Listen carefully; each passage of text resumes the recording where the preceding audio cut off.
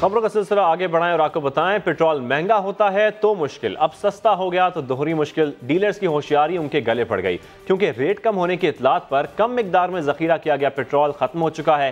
Dealers association ने खतरे की घंटी बजा दी। वफाकी वजीर बहरी उमूर अली जैदी कहते हैं कोई बहरानी कैफियत नहीं। तर्जुमान PSO ने भी वाफर मिकदार में स्टॉक होने का ऐलान किया है। अशरफ खान की रिपोर्ट में देखिए मजीद।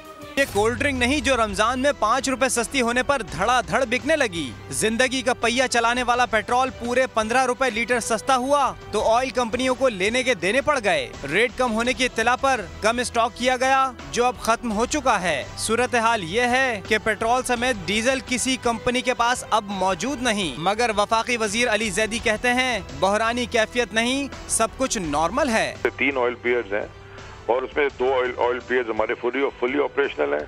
जो भी मिनिस्ट्री ऑफ पेट्रोलियम का या जो OMCs हैं, जो भी तेल आ रहा है वो हम अच्छी तरह उसको मतलब हैंडल कर रहे हैं। कोई हमारे पास ना जहाज का बैकलॉग है ना ऐसा कुछ हमने सुना है ट्रांसपोर्टेशन। सोने पे सुहागा ये कि पेट्रोलियम मसनूआत सस्ती होने के बाद CNG सारिफीन भी अब पेट्रोल भरवाने लगे, जिससे तलब मजीद बढ़ गई। ऐसे में all Pakistan petroleum dealers association ने 5 बजे के बाद भी फ्यूल सप्लाई जारी रखने का मुतालबा कर दिया।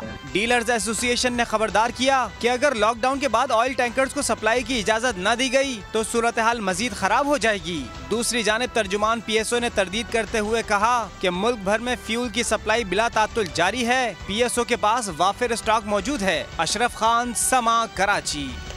और आपको बताएं, वज़ीर आला पंजाब का कहना है कि पंजाब के 6 अजला में स्मार्ट सैंपलिंग शुरू हो गई है। चंद इदारों को फोकस करके सैंपल इकट्ठे किए जाएंगे। कम्युनिटी में इसके फैलाव का जायजा लिया जाएगा।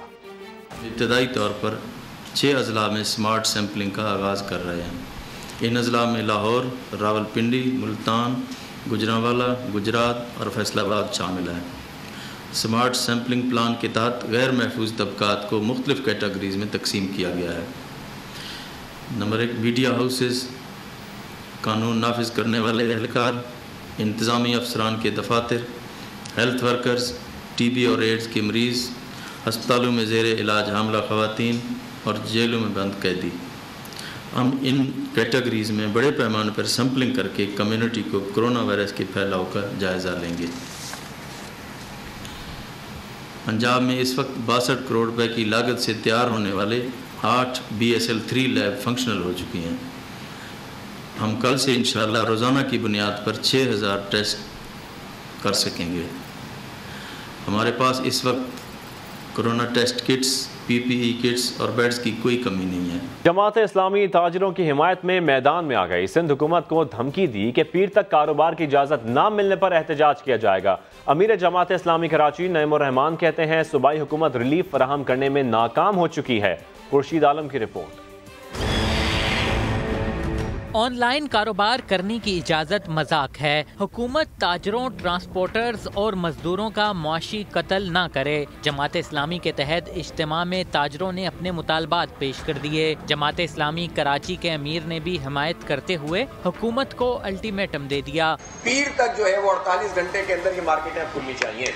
देखिए सीधी बात है, तंग आमद बजंग आमद। आप सारे रास्ते बंद कर देंगे तो सिवाय इसके कि कोई दूसरा रास्ता नहीं कि लोग एहतजाज करें, और जमात इस्लामी के पास भी कोई दूसरा रास्ता नहीं है कि हम इस एहतजाज की हिमायत करें। हाफिज नईमुर रहमान ने मुस्तहकीन तक राशन ना पहुंचाने पर भी सिंध सरकार पर कड़ी तनकीद की। जो DCs के जरिए से राशन आया, 1-2 DCs के अलावा, वहाँ पर भी एक सवालात मौजूद हैं कि वो आया कहाँ और गया कहाँ। ताजिर रहनुमाओं का कहना था कि वो काबिल अमल SOPs पर अमल के लिए तैयार हैं। हुकूमत उनका कारोबार चलने दे। कैमरामैन मरगूब हुसैन के साथ खुर्शीद आलम, समा, कराची। हुकूमत ने इजाजत नहीं भी दी तो 10 मई से दुकानें खोल देंगे। लाहौर के ताजरों ने भी ऐलान कर दिया। पंजाब के वजीर इत्तलात फयाजुल हसन चौहान कहते हैं ताजरों को जल्द रिलीफ देने के लिए पुरअज़्म है। सिर्फ वो कारोबार मुतासर होंगे जहां मुअज्जमा लगता हो। ताजरों के लिए लॉकडाउन नाकाबिले बर्दाश्त हो गया। लाहौर चैम्बर ऑफ कॉमर्स में 100 से जायद मार्केटों और अंजुमन ताजरान की अहम बैठक। ताजिर रहनुमाओं ने 9 मई से हिफाजती इकदामात के साथ कारोबार की इजाज़त मांग ली। नईम मीर कहते हैं कारोबारी तबके को मजीद नुकसान नहीं होने देंगे। 9 मई को अगर इस लॉकडाउन को हुकूमत आज खुद खत्म करने का ऐलान नहीं करती तो 10 तारीख को हम अपनी दुकानें खोलने जा रहे हैं। इस वक्त हमारे तमाम पाकिस्तान के बड़े चैम्बर जो हैं उनसे राब्ते जारी हैं। हम तमाम ताजर क़यादत को यकसू करेंगे कि 10 तारीख को पूरे मुल्क में कारोबार को खोल दिया जाए। पंजाब के वजीर इत्तलात फयाज चौहान कहते हैं हुकूमत ताजरों के मसाइल से बखूबी वाकिफ है और उन्हें रिलीफ देने के लिए कोशा है। वज़ीर आला पंजाब सरदार उस्मान बुज़दार साहब ताजरों के और तिजारत के जितने शोबे हैं उनसे राब्ते में है, उनसे ऑन बोर्ड है और उम्मीद है कि मंडे तक जो है वो अच्छा खासा रिलीफ तिजारती अफराद को जो है ना वो मिलेगा इंशाल्लाह। वो कारोबार इससे अभी फिलहाल इफेक्ट रहेंगे जहाँ पे मजमा होगा। सूबाई वजीर ने वाज़ेह कर दिया कि वायरस के फैलाव को रोकने के लिए इक़दामात को यकीनी बनाया जाएगा। उम्मीद है ताजिर बरादरी इस सिलसिले में ताउन करें। और अब आपको बताएं, कराची के हेयर ड्रेसर्स ने भी दुकानें खोलने की इजाजत मांग ली है। कहते हैं घर बैठे बैठे तंग आ गए हैं, SOPs के तहत काम के लिए तैयार हैं। साउद में मुर्तजा की रिपोर्ट।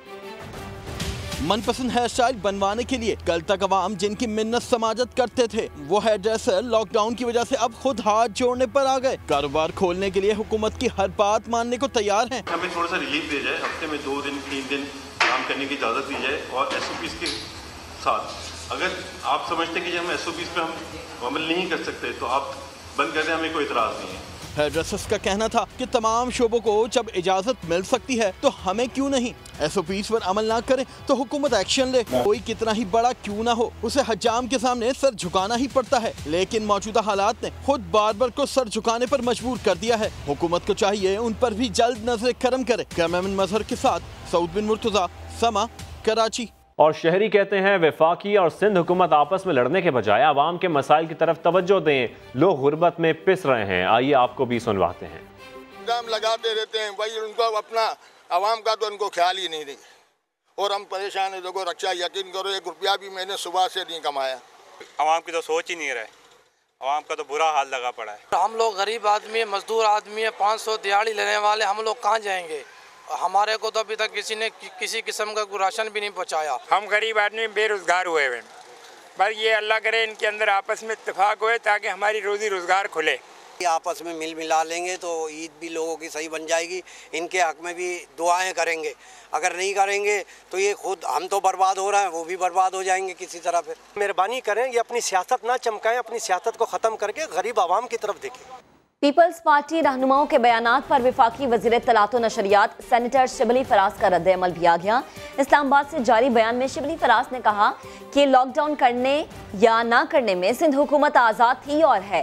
विफाक पर सवालात किस मुंह से उठाए जा रहे हैं। बिलावल भुट्टो और सिंध हुकूमत अपनी नाकामियों का मलबा विफाक पर ना गिराए, सियासत के बजाय सिंध में कोरोना कंट्रोल करने की तरफ तवज्जो दे। अपोजिशन सियासत के बजाय कोरोना के खिलाफ जंग में वज़ीर आज़म का साथ दे।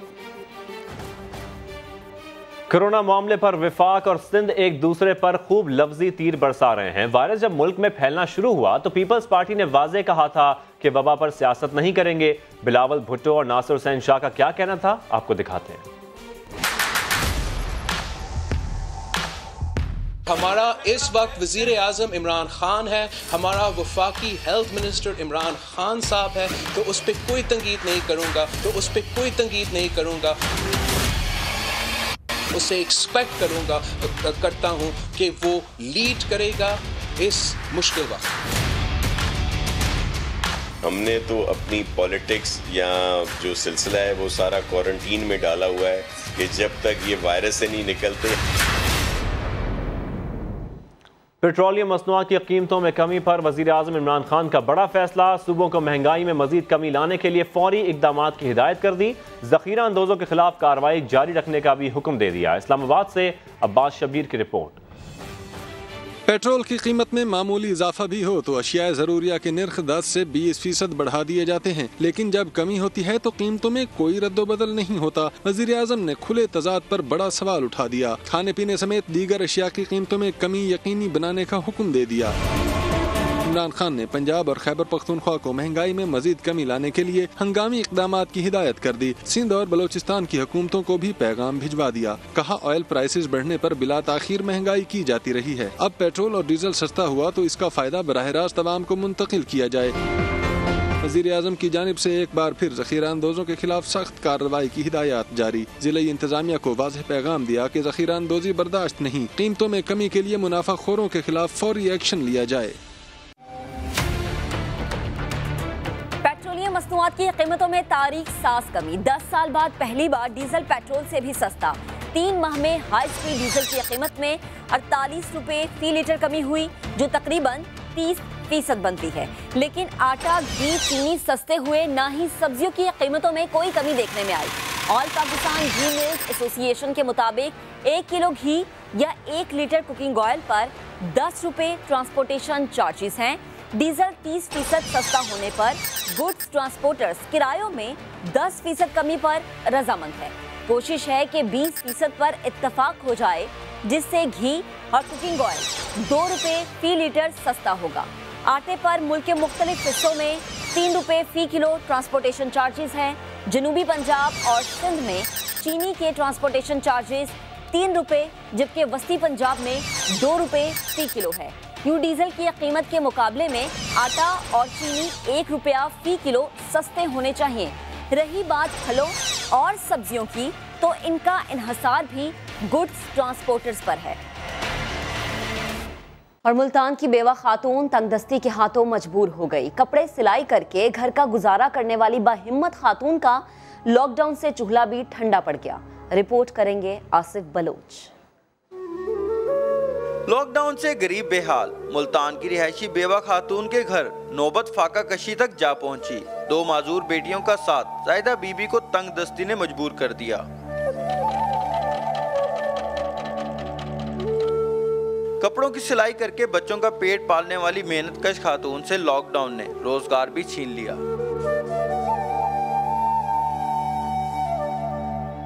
गरीब और जरूरतमंद खानदान हुकूमती इमदाद का मुंतजिर है। कैमरामैन अदनान सियाल के साथ आसिफ बलोच, समा, मुल्तान। रमज़ान में लॉकडाउन की वजह से मजदूर तबके की मुश्किलात में इजाफा हो गया है। उनकी शिकायत है कि एहसास कफालत प्रोग्राम के तहत रकम नहीं दी जा रही। कोयटा से मोहम्मद आतिफ की रिपोर्ट। कोरोना वायरस के सबब कोयटा में जहां दीगर तबकात मुतासिर हुए हैं, वहीं मजदूर तबका भी ना बच सका। बाजा खान चौक समेत मुतादिद चौराहों को लॉकडाउन के सबब सील किया गया, तो दिहाड़ी के लिए वहां आने वाले मजदूर बेरोजगार हो गए।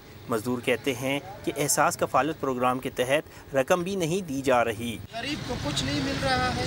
बेएहसास प्रोग्राम इसने बनाया, सारे अपने मन पसंद लोगों को इस लोगों ने पैसे दिए।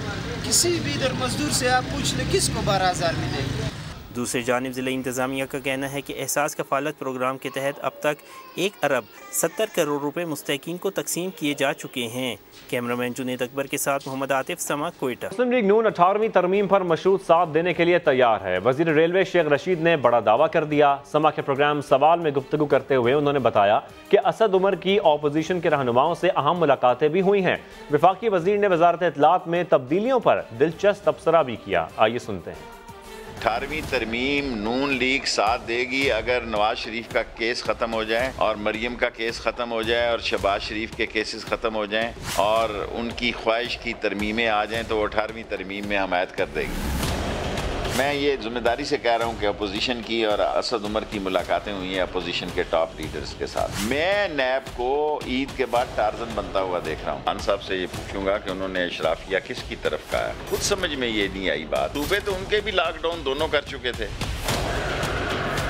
इस केस में सिर्फ जहांगीर तरीन अकेला नहीं है, अली बाबा एंड 40 चोरों के गैंग का एक रुकन तो हो सकता है, लेकिन सारा नजला उस पर गिराया जा रहा है। केस भी है और फेस भी है। शिबली का पीटीआई का फेस भी है और पीछे बाजवे का केस भी है जिसकी पूरी ट्रेनिंग है। स्क्रीन पे भी बंदा होगा और स्क्रीन के पीछे भी काम करने वाले होंगे। मेरा ख्याल है इससे बेहतर तो चॉइस कोई नहीं हो सकती। फरदौस आशिक सवान ने एक इल्ज़ाम बड़े खुल के सामने लगा आ गई है। मैं तो उसको समझा ही सकता हूँ कि भाई अभी इंतज़ार करे, शायद वो कहीं अकोमोडेट हो जाए। इंफॉर्मेशन मिनिस्ट्री में भी मौला जट जो है वो ज़्यादा कामयाब है। इंटेलेक्चुअलिज्म नहीं चलेगा यहाँ पर। और दूसरी जानिब राना सनाउल्लाह ने शेख रशीद के दावों की तरदीद कर दी। समा के प्रोग्राम न्यूज़ बीट में गुफ्तगू करते हुए वाज़े कर दिया कि मुस्लिम लीग 18वीं तरमीम पर हुकूमत से कोई बात नहीं करेगी। नैब ऑर्डिनेंस पर भी हुकूमत ने खुद राबता किया था। उनका मजीद क्या कहना था, आइए देखते हैं। शेख रशीद साहब जो है ना, उनकी मिसाल उस गप्पी और मारने वाले झूठे इंसान की है कि जो बाहर चपड़ासी के साथ पीएन के साथ 2 मिनट गुफ्तगू करके तो आके ख़बर ये देता है कि मेरी जो है वो साहब से 1 to 1 जो है वो 1 घंटे की मुलाकात हुई है। हुकूमत ने आज से कुछ तकरीबन 3-4 माह पहले हमारे साथ बात शुरू की थी और वो हुकूमत के इनिशिएटिव पे हुई थी, हमारी तरफ से इनिशिएटिव नहीं था। हुकूमत जो है वो ऑर्डिनेंस लाना चाहती थी, जो वो ऑर्डिनेंस वो लेके भी आई और 18वीं तरमीम। ठीक है जी, मुझे इजाजत दीजिएगा, मैं गवर्नमेंट का मौक़िफ़ ले लूं। अब राना साहब, किसी किस्म की जो है वो गुफ्तगू जो सूबों के इख्तियार को कम करती हो, हम वो करने को तैयार नहीं है। इसके साथ ये बुलेटिन अपने इख्तिताम को पहुंचा। मजीद बाखबर रहने के लिए विजिट कर लीजिए हमारी वेबसाइट sama.tv। इसके अलावा आप हमें फेसबुक और ट्विटर पर भी ज्वाइन कर सकते हैं। एक ब्रेक के बाद हाजिर होंगे हेडलाइंस के साथ, आप देखते रहिए समा।